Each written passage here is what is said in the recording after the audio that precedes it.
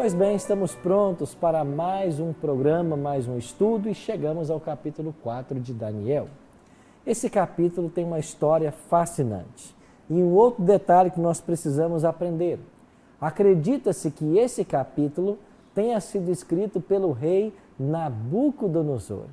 Então, o autor do capítulo 4 não é o profeta Daniel, que escreveu todos os outros 11 capítulos, mas seria o rei de Babilônia, contando a sua própria história. Bom, nessa história, no capítulo 4, começa assim. O rei Nabucodonosor, a todos os povos, nações e homens de todas as línguas, que habitam em toda a terra, paz vos seja multiplicada. Pareceu-me bem fazer conhecidos os sinais e maravilhas que o Deus, o Altíssimo, tem feito para comigo. Quão grandes são os seus sinais e quão poderosas as suas maravilhas. O seu reino é reino sempiterno e o seu domínio de geração em geração. Então perceba que a introdução é feita pelo próprio Nabucodonosor. Daí a conclusão de que ele foi o escritor desse capítulo. Pastor Alexandre?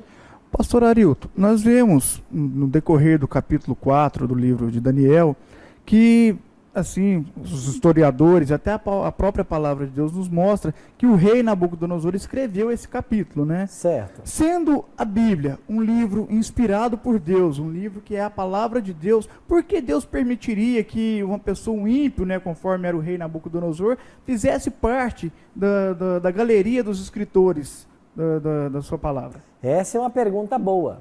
Agora, por que ele escreve esse capítulo? Quando é que ele escreve? Será que ele ainda era um rei ímpio quando escreveu? Então, eu acho que o estudo de hoje vai criar um pano de fundo para responder a sua pergunta. Eu vou voltar a ela daqui a pouquinho. Mas então vamos pensar. Quando ocorreram os eventos desse capítulo? Estima-se que 9 anos separam os acontecimentos do capítulo 2 do capítulo 3. O sonho da estátua de 4 metais aconteceu e 9 anos depois ocorreu a experiência dos jovens sendo lançados na fornalha. Agora, depois da experiência da fornalha, o que é que Nabucodonosor reconheceu? No capítulo 3, verso 29, ele disse: mais uma vez a soberania do Deus Altíssimo, quando declarou: não há outro Deus que possa livrar como esse. Nabucodonosor, ao ver o livramento dos 3 jovens dentro da fornalha, ele reconheceu de que Deus é o verdadeiro Deus que livra. O Deus dos hebreus é o verdadeiro Deus. Agora, a partir desse momento da fornalha, passam-se 26 anos. E após passarem 26 anos, nós chegamos ao episódio em que o rei Nabucodonosor é atingido por uma loucura. Pois bem, como estaria então a cronologia de Daniel? O capítulo 1 registra os eventos acontecidos no ano 605. E aí ele foi escrito, 605. O ano da chegada dos judeus à Babilônia. O capítulo 2, a estátua na planície, ou melhor, a estátua de 4 metais, ela teria acontecido no ano 602, porque Daniel e seus companheiros ficaram 3 anos se preparando para assistirem junto ao rei. E quando o rei tem o sonho da estátua, ele chama Daniel, que já estava entre os magos. Os eventos do capítulo 3 da fornalha, alguns colocam no ano 594, ou seja, 9 anos depois da experiência do sonho do capítulo 2. E agora a loucura de Nabucodonosor teria acontecido por volta do ano 568 a.C. Depois da experiência da fornalha, mais uma vez Nabucodonosor reconheceu que o Deus dos hebreus é o Deus verdadeiro, o Deus que livra. Mas 26 anos estavam se passando. Interessante que em Jeremias capítulo 7, verso 6, Deus já havia chamado Nabucodonosor de meu servo. Olha o que escreveu o profeta. Agora eu entregarei todas estas terras ao poder de Nabucodonosor, rei da Babilônia, meu servo, e também lhe dei os animais do campo para que o sirvam. Deus estava trabalhando com Nabucodonosor e Deus, antes que ele chegasse ao poder, já havia profetizado de que ele seria um servo de Deus. Agora as coisas começaram a acontecer. E passados 26 anos da experiência da fornalha, a história se repete. O rei tem novamente um sonho. Acompanhe comigo no capítulo 4, versículos 4 a 7. Eu, Nabucodonosor, estava tranquilo em minha casa e feliz no meu palácio. Tive um sonho e que me espantou. E quando estava no meu leito, os pensamentos e as visões da minha cabeça me perturbaram. Por isso eu expedi um decreto, pelo qual fossem introduzidos à minha presença todos os sábios da Babilônia, para que me fizessem saber a interpretação. A história se repete. O rei novamente tem um sonho e os magos mais uma vez são chamados. Interessante que entre os magos não estava mais uma vez Daniel. Parece que havia uma política do reino e esses outros magos não gostavam da presença de Daniel e dos outros companheiros. E por que não? Porque a presença deles, a santidade deles, a firmeza deles denunciava o comportamento dos magos. E eles pretendiam certas coisas e prometiam certas coisas para o rei que de fato eles não podiam cumprir.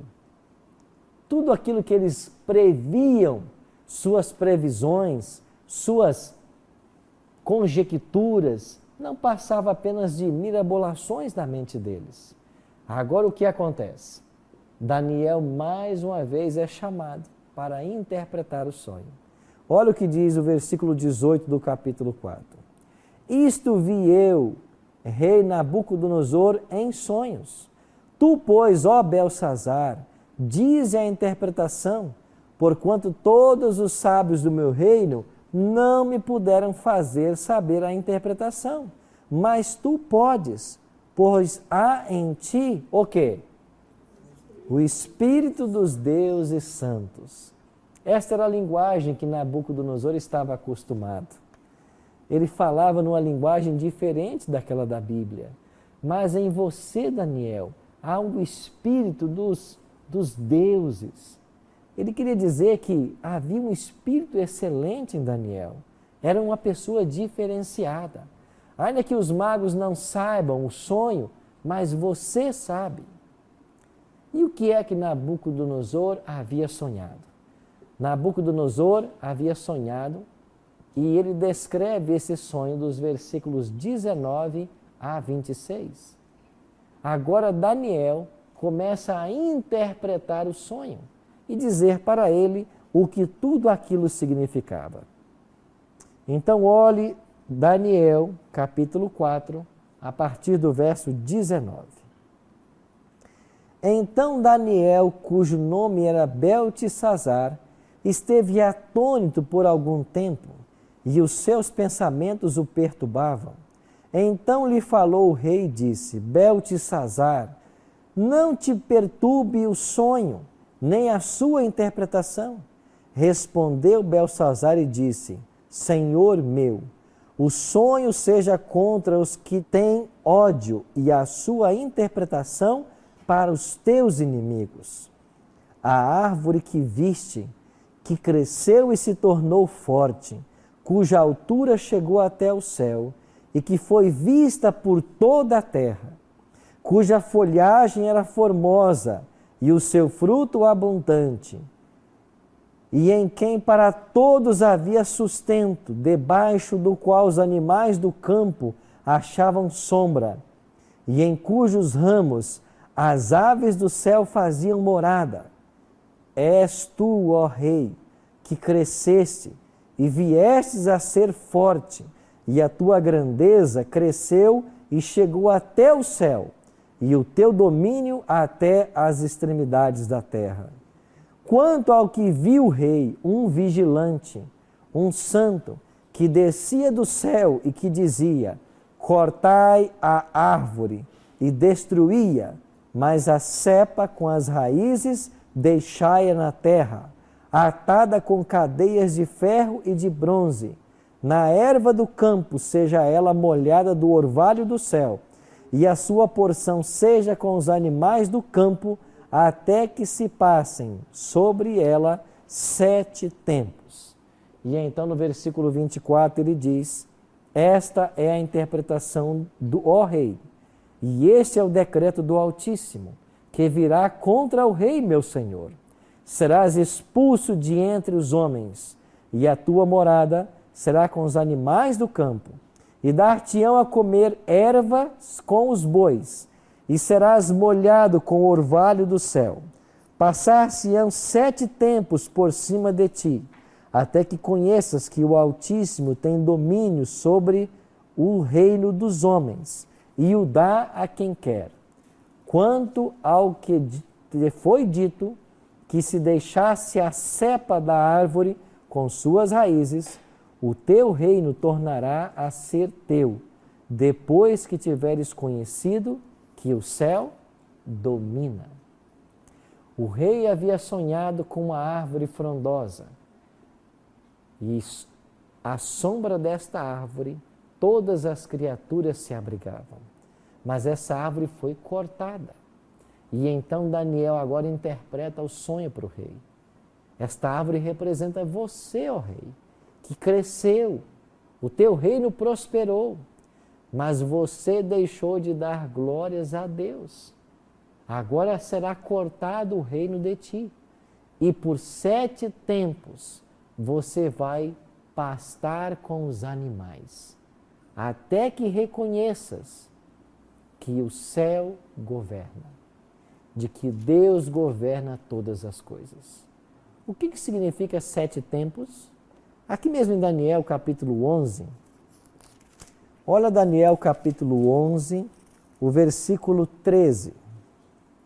Daniel 11, verso 13 diz assim: porque o rei do norte tornará e porá em campo multidão maior do que a primeira, e ao cabo de tempos, o que diz a Bíblia? Isto é, de anos. Então, o que representa tempos na Bíblia? Anos.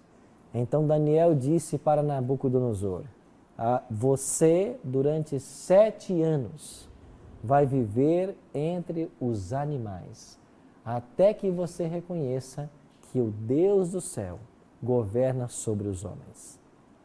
Interessante que Deus havia dado várias oportunidades a Nabucodonosor, e agora estava dando mais uma oportunidade para ele.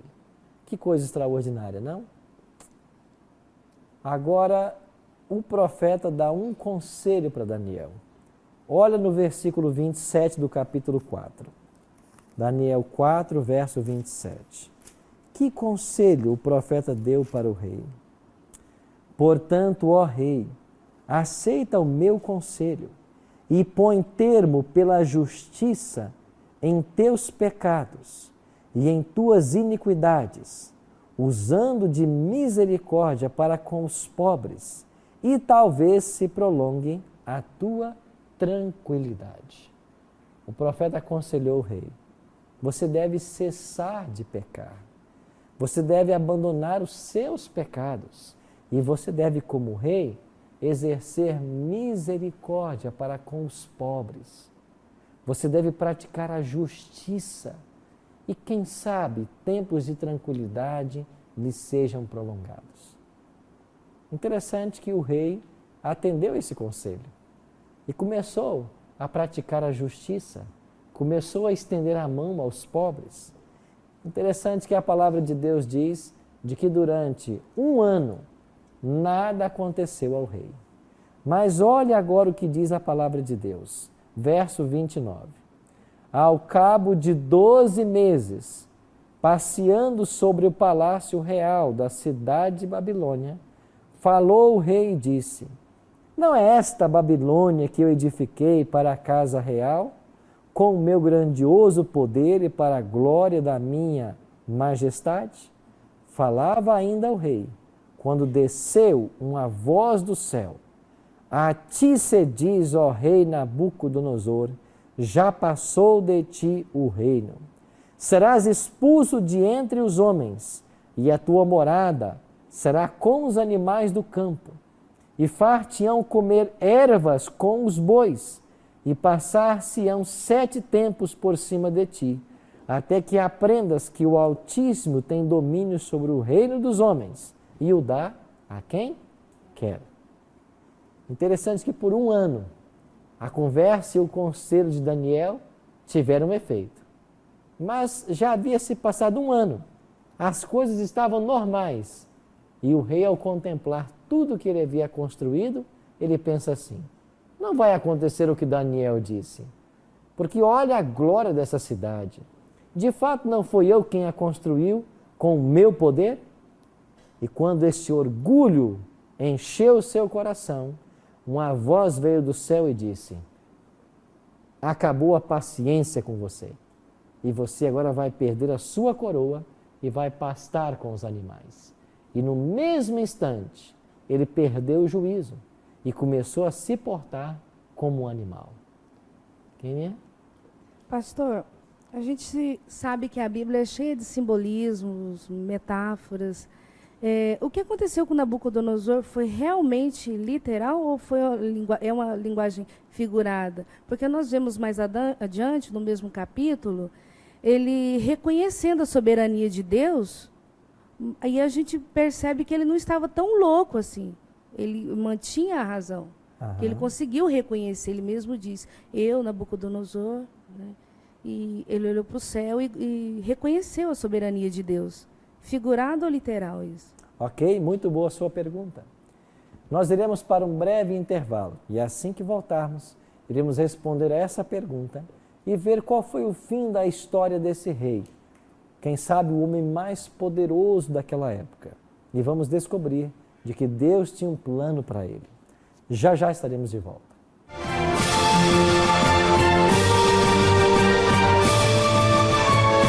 Deus deu oportunidades e oportunidades, até que finalmente ele se converteu. Mas de fato não é assim que acontece com todos nós? Quantas vezes já ouvimos o Espírito Santo falar à nossa mente? Quantas vezes nós já estudamos a palavra de Deus ou alguém pregou para nós? Quantas vezes já não vimos como Deus lida com os seus filhos? São advertências, são chamados. E você que está em casa, Deus quer fazer um chamado para você hoje. E sabe qual é o chamado? Para que você entronize Ele no seu coração. Que Ele assuma o primeiro e o único lugar.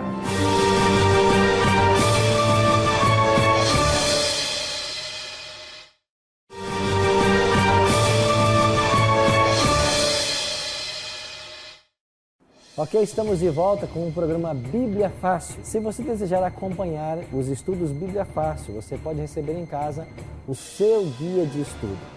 É inteiramente grátis e você pode pedir pelo nosso telefone 0 operadora 12 21 27 3121 ou acessando o nosso site novotempo.com/Bíblia Fácil.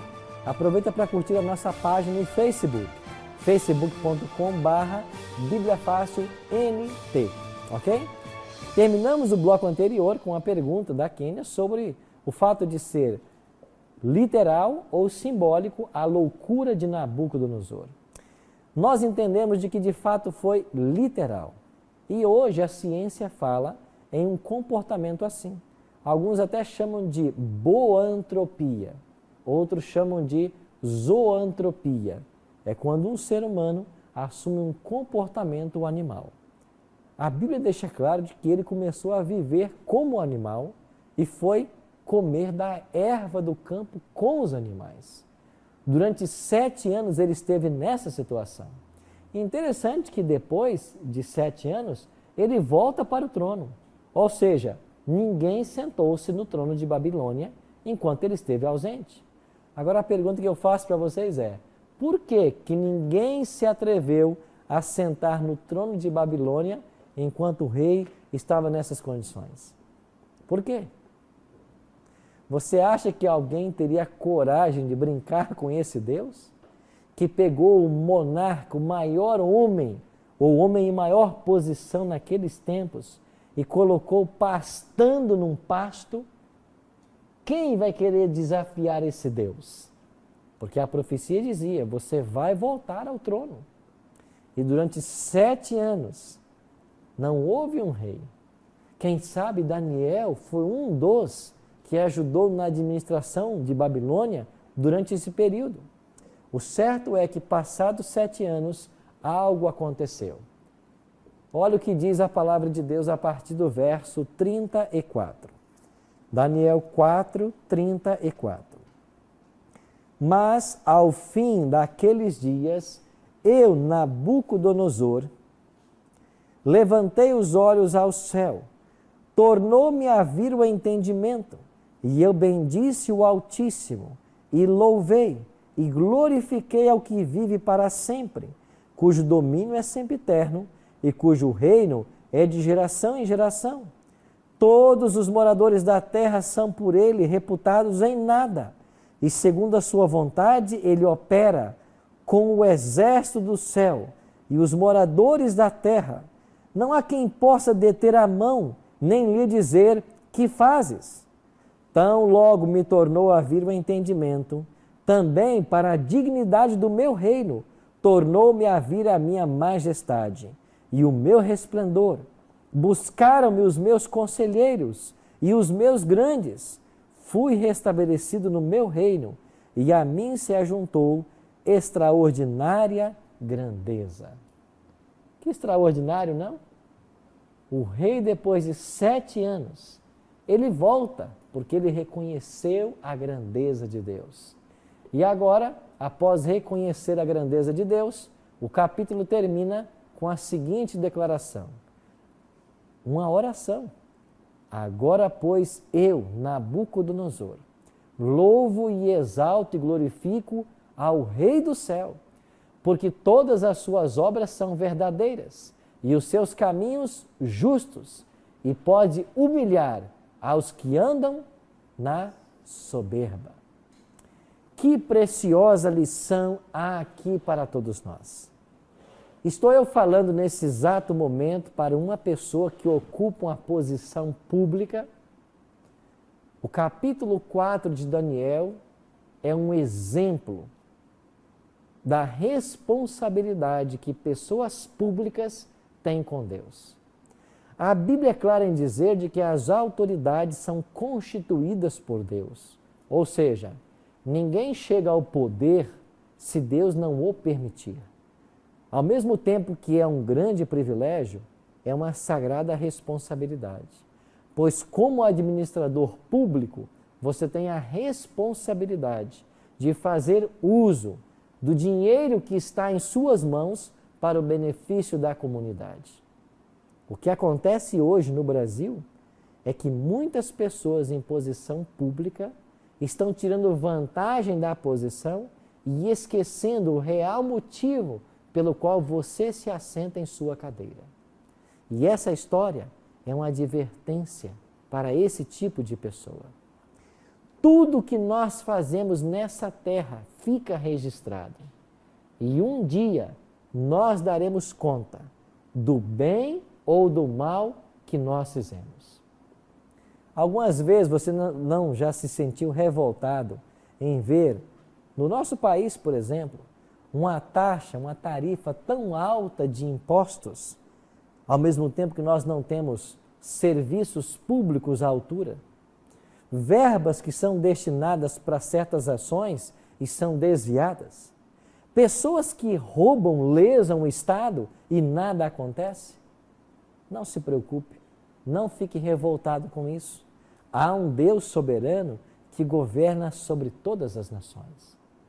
Não existe um presidente do Brasil, um presidente da Argentina, dos Estados Unidos, do Japão ou qualquer outra nação que não esteja sob os olhares do Rei do Universo. E tudo o que essas pessoas estão fazendo está sendo fielmente anotado no céu, porque um dia todo ser humano vai ter que dar contas do bem ou mal que fez. Se agiu com justiça ou não, se cuidou dos pobres ou não, se viveu uma vida de santidade ou não. Lembra que foi esse o conselho do profeta Daniel para Nabucodonosor? Primeiro, abandona os pecados. Não vive em pecado.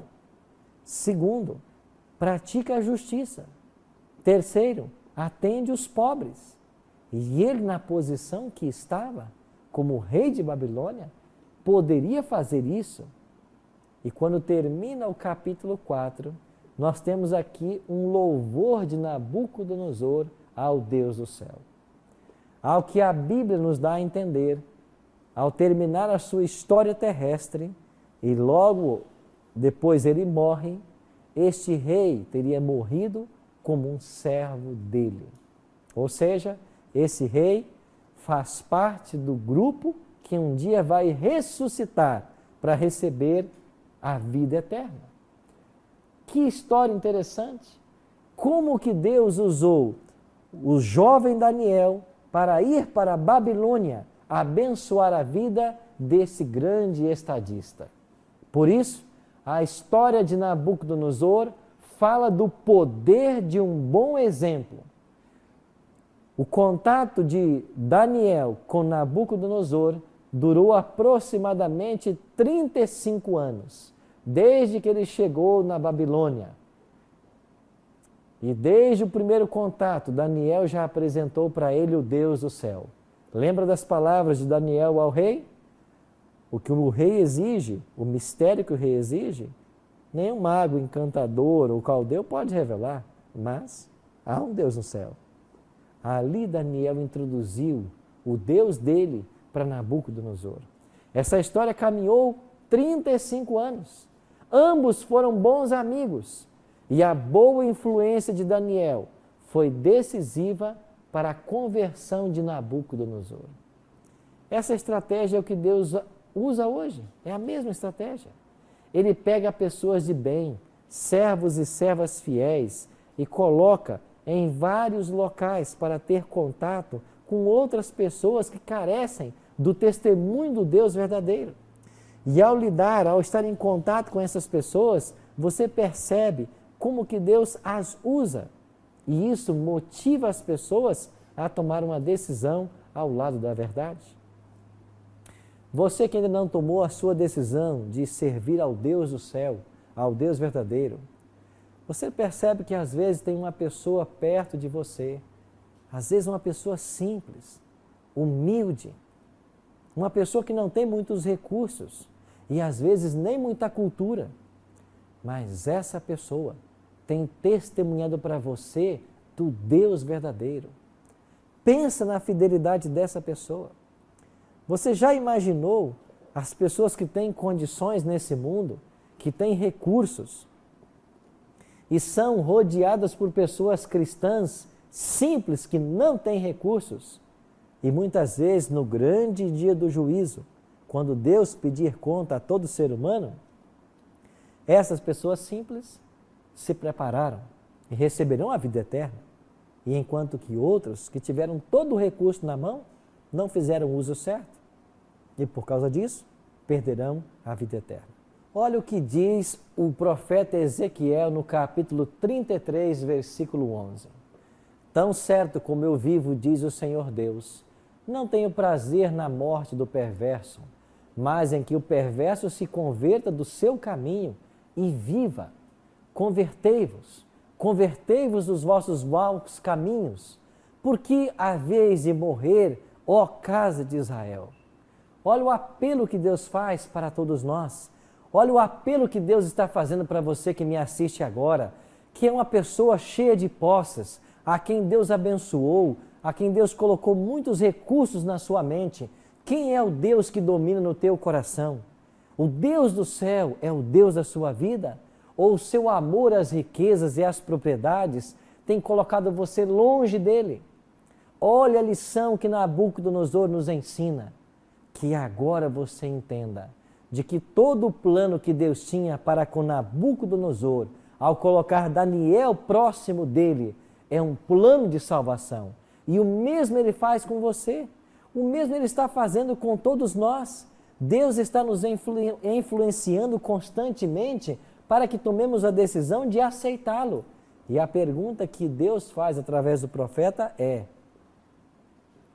o Senhor não tem prazer na morte do ímpio, mas Ele deseja que ele se converta. Convertei-vos, convertei-vos dos seus maus caminhos, porque havereis de morrer, ou haveis de morrer, ó casa de Israel. A pergunta é: por que morrer? A palavra de Deus diz: eis que põe diante de ti a vida e a morte. Escolhe, pois, a vida para que vivas tu e tua descendência. A vida que nós temos nessa terra é um vestibular. Por quê? Porque aqueles que forem aprovados receberão a vida eterna. Essa é a recompensa. E no vestibular dessa vida, aqueles que forem reprovados serão destruídos. Então, para todo ser humano, só existem dois caminhos: o caminho da obediência, que leva à vida eterna, ou o caminho da desobediência, que leva à destruição eterna. Por isso, a obediência nossa é uma expressão do nosso amor a Deus. Quando eu estudo a palavra dele, quando eu resolvo praticar as coisas que ele me ensina aqui, quando eu obedeço, isso não é um caminho para a minha salvação, porque eu não sou salvo pelas obras. Paulo ensinou isso em Efésios 2, 8 e 9. Nós somos salvos pela graça. Mas a minha obediência é uma evidência de que eu fui salvo. Eu obedeço por gratidão. E quando lemos essa história, eu particularmente, quando eu leio esses primeiros 4 capítulos de Daniel, e eu percebo quanto que Deus fez por Nabucodonosor, eu me pergunto: será que Deus está fazendo isso por mim também? Será que Deus está me tratando também como tratou a esse rei? Porque parece que Deus foi longe demais com ele. Deus foi longânimo. Deus deu oportunidades e oportunidades, até que finalmente ele se converteu. Mas de fato não é assim que acontece com todos nós? Quantas vezes já ouvimos o Espírito Santo falar à nossa mente? Quantas vezes nós já estudamos a palavra de Deus ou alguém pregou para nós? Quantas vezes já não vimos como Deus lida com os seus filhos? São advertências, são chamados. E você que está em casa, Deus quer fazer um chamado para você hoje. E sabe qual é o chamado? Para que você entronize Ele no seu coração. Que Ele assuma o primeiro e o único lugar. Qual será a resposta que você vai dar agora?